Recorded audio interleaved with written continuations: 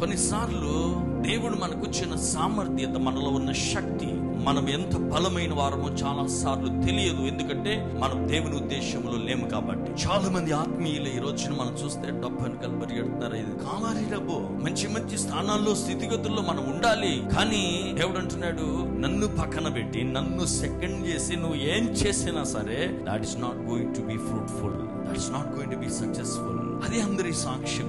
అంత పొందుకున్న అంత పోయేది నిమిషంలో పోతుంది. సో దేవుడు లేకుండా మనం ఏమి చేయలేం. దేవుడేమో ఒక పక్కన అంటున్నాడు, నా ఎడల నీకున్న తలంపులు బహు విస్తారముగా ఉన్నవి, అవి లెక్కకు మించినవి అంటున్నవి.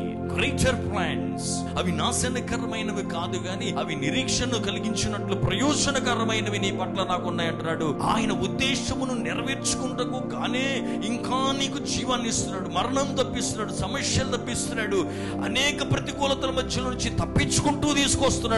వై, ఎందుకు నీ జీవితాన్ని ఆయన కాపాడుతున్నాడు అంటే నువ్వు ఆయన ఉద్దేశం నెరవేరుస్తావని.